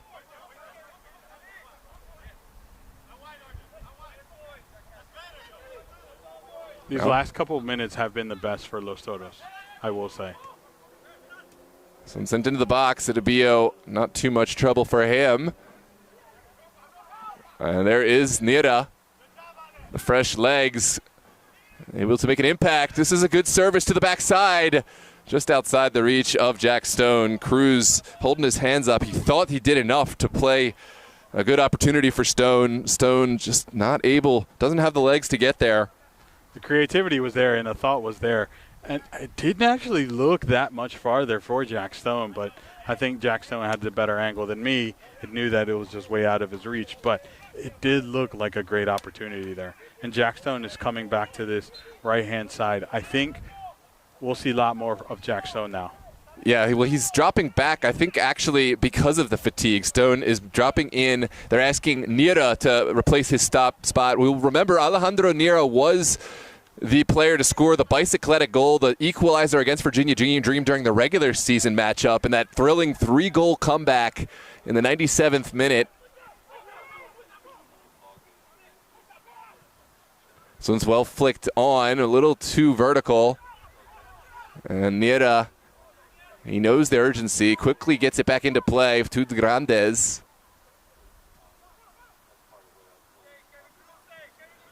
Oh, that's an errant pass. Jude. Now Oluwesi, Diarzumana, what can he create? 1v1, takes it on, and it's a finish at the backside. The flag stays down, and it's a golazo for Steel Pulse. Musa Kande and Diarzumana combining, as they so often do, to double the Steel Pulse tally. And it is 2-0 for Steel Pulse, and they are calm, cool, and collected, acting like they've been here before. That is a gut punch for Los Toros. I mean, what can you say? Musa Kande doing all the work, but Diarzumana staying with him. Sorry, backwards. Diarzumana doing all the work. Musa Kande staying with him, and Diarra just taking the pressure off of him, allowing him to come on with no one on his shoulder or his right, and easy laid it for him just to tap it into the back of the net. And now Steel Pulse is sitting there with 2 goals in hand. Gotta be something so gut-wrenching about that for Los Toros, to watch that second goal go in. Especially if you say this happened at minute 20, it's no problem. We're talking about minute 75. You never can count Los Toros out. I just mentioned that 97th minute bicycletic goal from Los Toros. They fell 3-0 to Virginia Dream during the regular season, scored 3 unanswered in the second half. Granted, there was a lot more time. It was a different game. It was a regular season game. But this is a side that absolutely, they have the leadership, they have the character to still make something happen. 2 goals is not ball game over. Steel Pulse, we have seen their attention drop late in games. There's still a storyline here to be written. We'll see if Steel Pulse able to hang on for victory here today, or if Los Toros can find a little something extra in the tank. It hasn't been good enough from them to this point. Let's see what they're able to provide here in the final 20 or so minutes. I mean, you can see it in the faces of the Los Toros players. It's not so much desperation, it's more so frustration that they allowed that second goal to go in, where it kind of came out of nowhere, right? It started all the way here at the 50. Musa Kande took Diarzumana took everyone down to this left-hand side and just laid it in for Musa Kande, and you know they're frustrated about allowing that to happen. We are coming back from the water break. We obviously didn't take a break, but we are coming back in from the water break. So we'll pick up right where we left off. Absolutely. It is 2-0 for the Pulse. Adebayo, as you mentioned, scoring that first goal off the set piece in the first half. And now, that was still the second half. It feels like it was so long ago. But now Steel Pulse, a second goal created by Diarzumana, scored by Musa Kande. And Los Toros having to pick themselves up from a difficult position. This is the furthest they've progressed thus far in the Supercup. They've already got one conference title to their name. They'd love to go home with some more hardware on this season.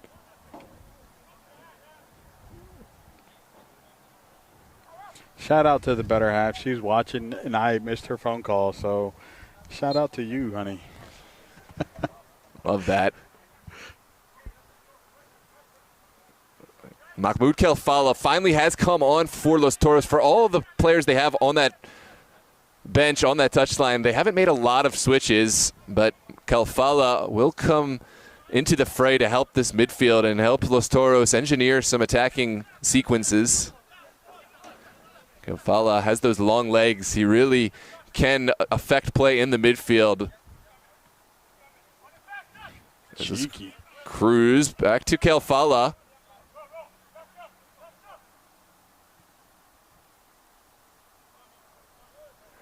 Los Toros showing patience, but at some point it does have to move forward.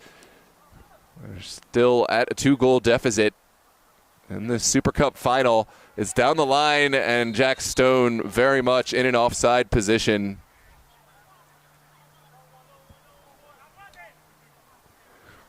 Right now, the Steel Pulse back line has really played with cohesion. Edobio setting the line, setting the offside trap, and working to perfection. This is a vertical ball all the way upfield for Boateng, who runs out of real estate and is not for the lack of trying. You can see that Los Toros players are literally chasing every single ball, so there's no time being wasted. Jack Stone even placed it for Charles Edobio. How big of a mind game is it for Steel Pulse playing at home to be the team that really showed up late in terms of preparation? We'll come back to that thought. This is Arjen Wente with space in the middle, and the space closed down so quickly. Good strength from Yusuf Nasiri. Now Kofi. And there is a frustration foul from Santos. Boateng happy to take this foul inside of Los Toros territory.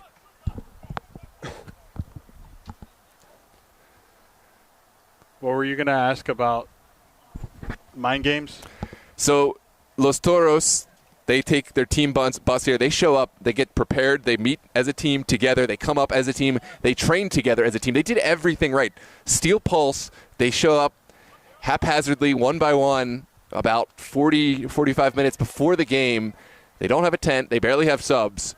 When you're going into this game, of course you're going to want to stay locked in. But do you start to take your mind off the gravity of the task at hand, or do you think that that played into the mindset of Los Toros?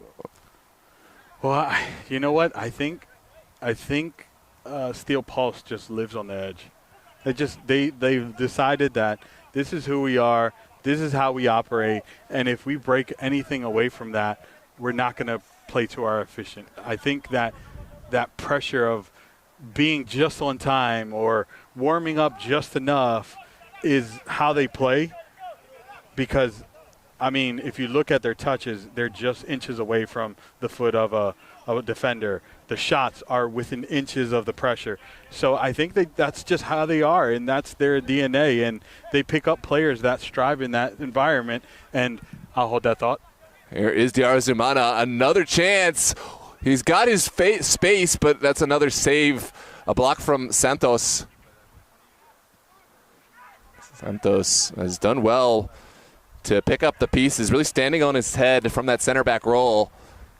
What can Esfaha find? He has Nelson Castillo, kind of a hospital ball, well dealt with initially by Castillo, and now Steel Pulse right back in possession. Murtala wanted to send it forward, but now it is Oluwesi out to Diarra Zumana, who has answered our question, who has been the more important player today? Oh, Nira off his line, did enough, and it is going to be a goal kick. Nira coming forward, getting the initial touch, and playing it off the Steel Pulse man. You can see Nira is just loving the effect he just had on that play and trying to hype his team up to get to that energy that he's putting out. I mean, you see some of the players for Los Toros slouched over. Nira's trying to hype them up, and it's kind of been the difference, right? It's that energy Steel Pulse has had, and Los Toros kind of sitting too far back. But to finish my thought, I think it's just their DNA. I mean, if you look at the bench, Steel Pulse has just a water cooler, and that's it. Los Toros have done all the prep, probably on and off the field, but Steel Pulse ultimately, this is who they are, and these are the games that matter to them. Boateng is down. Los Toros absolutely frustrated. I get the frustration. This is another player down. It looks like Boateng really is down for the count. I think he's going to make his way off the pitch. Yeah, there's a substitution. And we will get this time added on, but Los Toros, no time to wait, and every minute feels precious to them.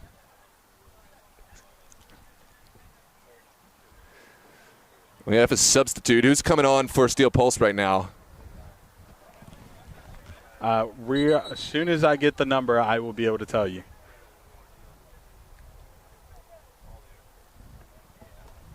Actually, a face I've never seen before, to be honest. Obviously, rostered, as referees check the roster at the beginning of the game, but just not one I'm familiar with. Here comes Cruz on the near side. As Castillo. And Kilfala.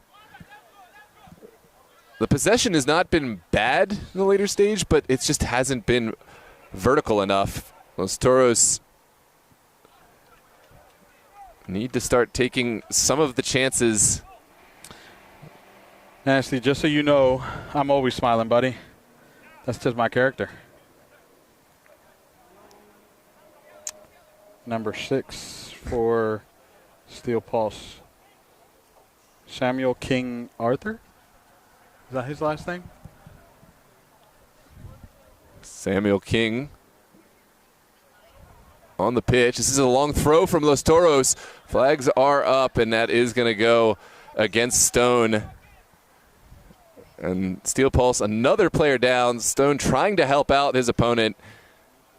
And, of course, Steel Pulse, more gamesmanship. They'll take their time getting this one back in.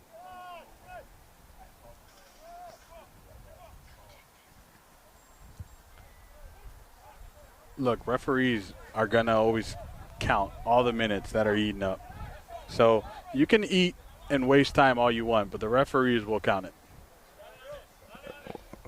That's a strong touch from Murtala to take that down. Zumana sends it back in for Samuel King, Arthur. And there's a clever little back heel from Nira. Sabene has entered the fray for Los Toros. Only 5 minutes left in regular time. I'm sure the referee will add a minimum of 5 minutes of stoppage time, Certainly. just based on the injuries, based on the time wasting. I would say minimum. This is Santos playing the feet of Kelfala. And Kofi, no-nonsense clearance all the way up the field, all the way into the waiting arms of Andres Niera. I thought that was going to be Nita, to be honest. I was like, no way. He's had too good of a game to allow something like that to happen. No, he never seemed to be that concerned. He met the ball right where it landed. Yeah, but I'm not a keeper. No, I don't know that. This one's sent out to Kevin Cruz. Cruz finding Sabene, but Sabene maybe just a little bit behind that one. No connection to be found between Cruz and Sabene. I don't think Toros has had the best offensive game. I've seen them been so deadly on the offensive side that I have yet to see or feel that this game. There's going to be a throw. It's an errant ball out from Titi. And you see every player from Los Toros at or just about in the Steel Pulse area. This is Santos looking down the middle. That's an errant pass, and the one that Los Toros really can't afford. Here is an early ball out to Diarra Zumana. Don't be surprised if he takes this to the corner. Who am I kidding? It's Diarra Zumana. He's going to go back and right to goal. This is Castillo. So think back of the game with Dream, right? That would have been 1-2, they're on net or they're on goal. Here they cut back and allow Steel Pulse to come back. They have to get them on that transition because Steel Pulse is too good when their team gets back and they set up shop. They have to get them while they're in the middle of the transition. That was lovely bits of skill we saw from Musa Kande. Kande is down. He did really well to hold this ball at his feet and draw in the frustration foul from Los Toros, possibly selling it. I think 5 is on the low side of how many stoppage time minutes we're going to get. See Jude standing over top of it. Won't be surprised if decide to go very direct.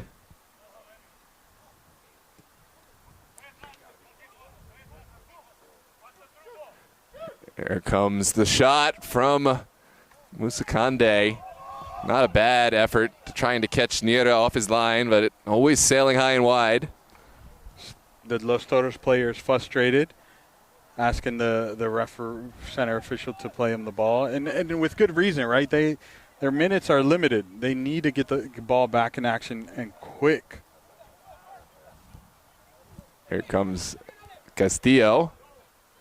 Looking vertically. Stone unable to snag this one out of the air. Steel Pulse right back on the ball. It's Yusuf Nasiri connecting upfield with Musa Kande.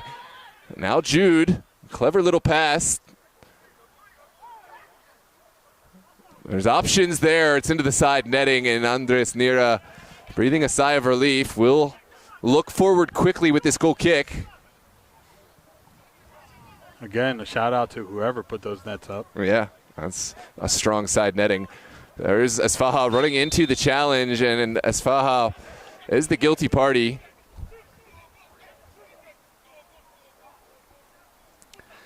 Right now, Steel Pulse firmly in control of the game, really using every moment to kind of appeal to the frustrations of Los Toros. There's been no real possession, no real moments. Oh, and there's another goal. What a finish from Diarra Zumana. It's 3-0, and that is the nail in the coffin. Steel Pulse, in all likelihood, capturing a third Super Cup final. 3-0 here in the final moments of the game. Diarra Zumana, what a match he has put on today. What a clinic.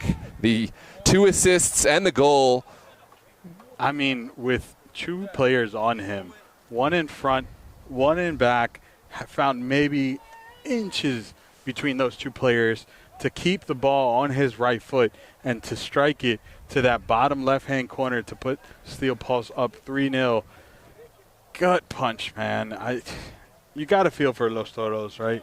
They came all the way up to Maryland, and they just haven't had the game that they've wanted to, and this is how their Super Soccer League season ends. It's hard to understand the level that Steel Pulse has been able to maintain. When you see it through the camera, you think that doesn't look that impressive. Look, they barely have a sideline. At times, it doesn't even look like Steel Pulse is working that hard, but that's the mental ability. That's what they do with their passing. They put you back so they don't have to run that hard. And this is a side that's been doing it for years at this level. Los Toros have seen it. I think they'll know this has not been one of their finer performances. A really tough road trip for Los Toros, but certainly a growth moment for a side that has earned their first ever Virginia Super Cup final. And it won't be the last time we see them here, right? They're a team that has so much talent that, honestly, on a right day, this probably could have gone differently. But this hasn't been their day, and Steel Pulse has. And to your point about how Steel Pulse sometimes looks like they're lackadaisy, what it is people know that they're that good that they can't afford to overpress or overcommit because they could get bit. Yeah, I think this is going to be the grand finale right now. Steel Pulse just knocking the ball for choice and sport. Back to Murtala. Samuel King now. We are in the second minute of stoppage time, so. Never say never, but I do think it would be a hard bet. Hopeful, Noah. It would be a hard bet to bet against Steel Pulse at this moment, at this juncture. Just judging from the scoreline and the body language, Los Toros, they look a beaten side. It's been a hard road trip to make their way up here. They'll be back again. Okay, I don't think Toros are bums. It's just. No, certainly not. I mean, yeah. If you're able to beat Virginia Dream, especially by a 4-2 scoreline, I think that's reason to believe you're on the map. Los Toros earning their UPSL playoff appearance. Aloisi just getting booked on a yellow card. I didn't see the foul on the play, but Aloisi was just booked. And you know was what? Lucas in the chat. Yeah.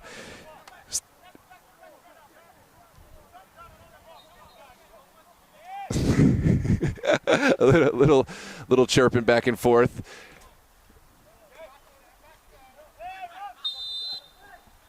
I love to see the parity, though. It is good to see Los Toros making this trip. Obviously, we talked about Virginia Dream. They'll be back, absolutely, in that battle. That's going to be the start of a rivalry. Steel Pulse, right now, having firm control of Maryland, but make no mistake, Goalies, they're making their preparations. I don't know if it happens this season, but This is a side that has high aspirations, and other sides, Baltimore City, Slancha coming up. That Baltimore City is one to watch out for. Slancha as well, but Baltimore City has such a deep roster that I don't think we've ever seen. Obviously, they have 2 rosters, right, that they rotate between. I would like to see what the best of both of those rosters combined looks like and what it does against Steel Pulse. It's not an easy task because Steel Pulse are the king of Maryland, let's be honest. Yeah, absolutely. But there are contenders now.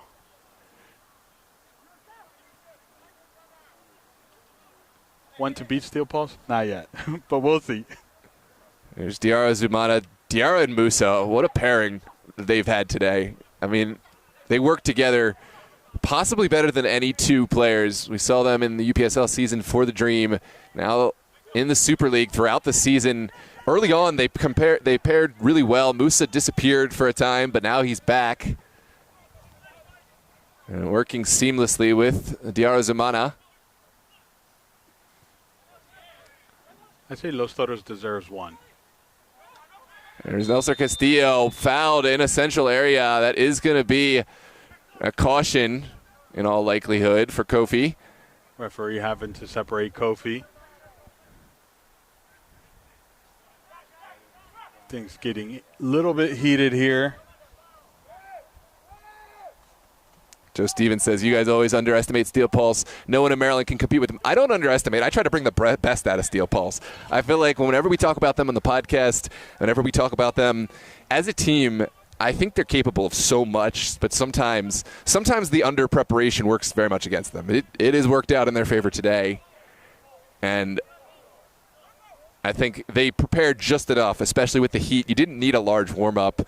They came together and made it happen, but I want to see the best from Steel Pulse. It's not that I underestimate them. They have been a team that has won so much hardware. They've been at the top for so long, and they certainly deserve all their accolades. Oh, man. I mean, Steel Pulse is just a good team. But, I mean, they're up there with the likes of Christos, Restosi. It's just they're a good team. And Los Toros is their first time across in this Maryland's area. And, well, not the first time because they did the state cups. But at a Super Soccer League level, this is their first time here. And it's a big ask, man. It is. It's tough to go on the road in your first one, play and beat a Steel Pulse side that is very comfortable in these Super Cup matches. Here is a chance for Toros to find something. It's Castillo up over the wall, but always rising, and it's just not going to get it done. It's looking like 3-0 might be everything said and done. There's some extra jawing between the 2 sides, but there's not a whole lot to be said. This is a learning moment for Los Toros. And that is going to be the final whistle. Los Toros fall here at Milford Mill. Steel Pulse victorious 3-0, bringing the crown back home to Maryland after they lost it. Virginia Dream were the Super Cup champions in the fall. It is now Steel Pulse with their 3rd Super Cup championship. This is their 4th appearance in a Super Cup final. Los Toros, their first. They came up short today, but I think they learned a lot of hard lessons. Before we get into this trophy celebration, Gio, do you have any final words for Los Toros and any observations from this match? Los Toros, solid team. They're doing everything right. They're building the right way. They're moving in the right direction. Today was just a little bit short. They weren't to their best that we've seen. But that just comes to consistency, right? And you get that with experience, with moments like this, games like this, and we'll see them back for sure. And Steel Pulse, as always, I mean, they're the best in the Maryland Super Soccer League division as of this moment, and it's not easy to knock them out. So congratulations to Steel Pulse for becoming the Super Soccer League champions yet again. And we'll move on to the trophy celebrations. Yeah, Gio, it's been a pleasure calling this one. Take these people through this trophy presentation ceremony. I'm going to go down and present and document. And thanks for joining Everyone, don't forget to hit the like and subscribe. Join us for this trophy presentation. And, of course, we'll see you on for tomorrow's Gold Cup match, 6:30 p.m. on the channel. I'm Noah Walker signing off. We'll see you for the trophy presentation. We're actually going to take a quick little break, and we'll be right back for the trophy presentation.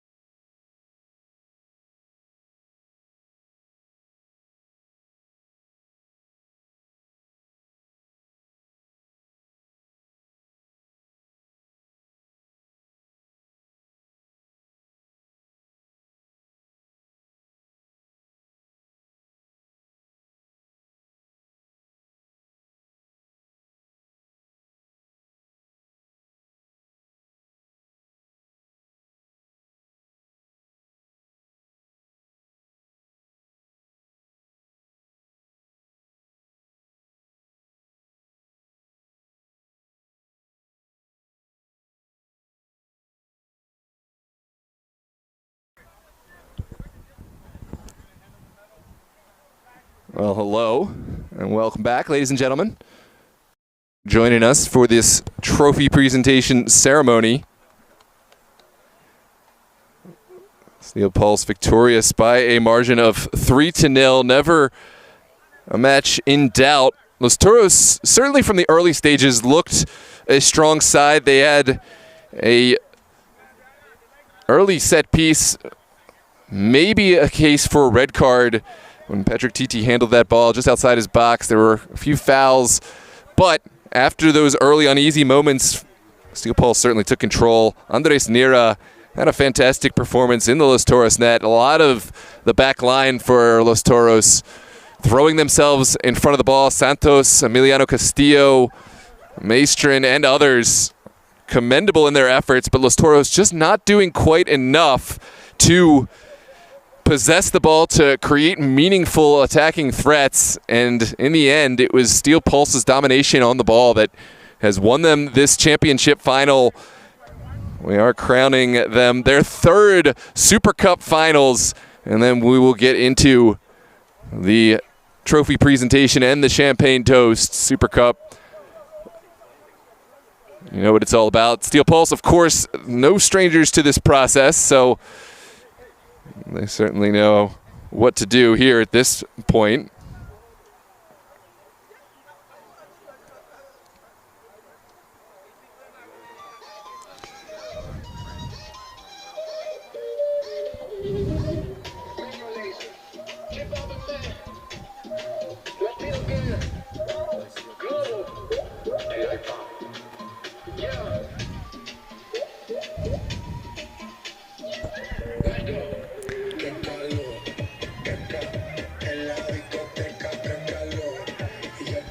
It's a tough day. Bittersweet for Los Toros. Again, their first ever Super Cup Finals appearance. They made the trip up in force and got the strong start, but kind of fell off as the match happened.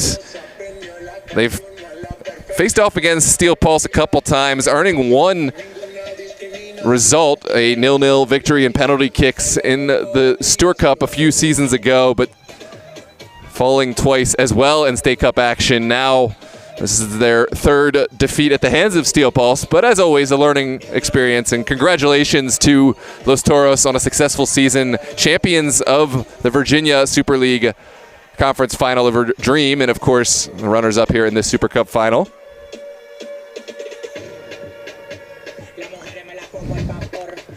And now we are going to move into the trophy presentation, the champagne toast.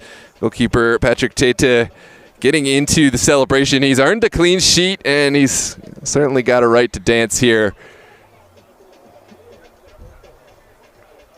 There's Diarra Zumana, Musa Kande, two players very much affected the outcome of this game, combining on at least one goal.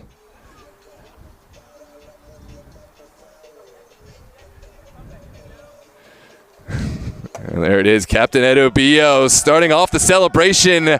Congratulations to Steel Pulse, your 2025 Spring Super Soccer League Super Cup champions, defeating Los Toros by a score of 3-0.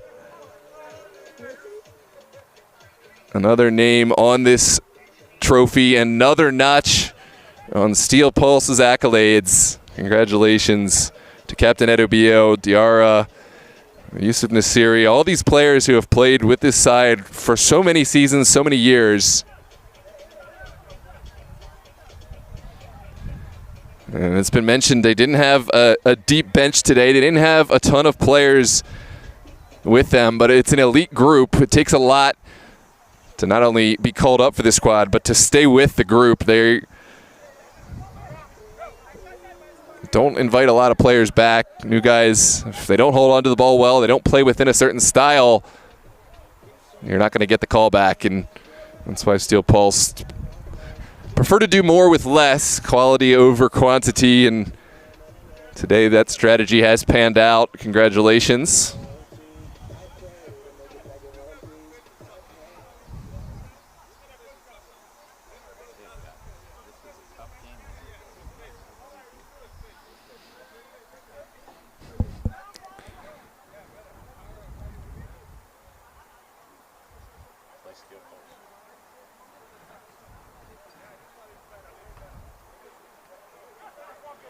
Yeah, congrats, of course, Ristosi. For those interested, will be taking on a national finals weekend match tonight, semifinals. Congratulations, Ristosi, repping for the DMV. We've got so much talent. We're spoiled in the DMV to have teams like Steel Pulse, Los Toros, Virginia Dream, Ristosi. In other areas of the country, you have to traverse 4, 5, 6 states to get that many talented teams. We got them all within an hour's drive of one another. Congratulations to Steel Pulse. Getting it done here today. And good luck to Ristosi.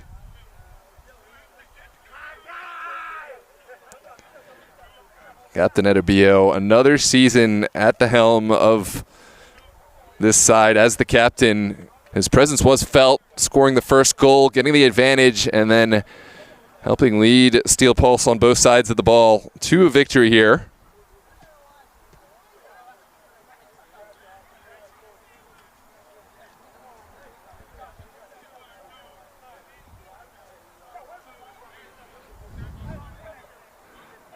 Los Toros will have an opportunity to get right back in the saddle. They compete in gold and silver Summer Copa action tomorrow. 4 p.m. the second team, Great Falls Los Toros, will take the field. 6:30 it will be Arlington FC and Los Toros A-team. Quick turnaround side for a lot of these players, and some of them who maybe didn't get to see as much of the field certainly get their minutes tomorrow. Tune in on that Gold Cup match at 6:30 p.m.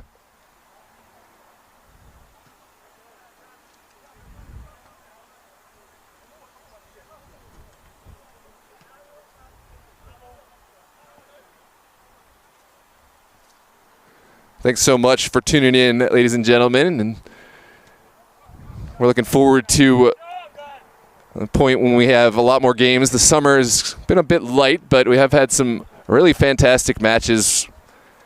We got to cover Ristosi's NPSL run here in the DMV. We've got some Summer Copa matches on the plate for you over the next coming weeks once we get into knockout rounds. And, of course, Super Cup in its final leg here today.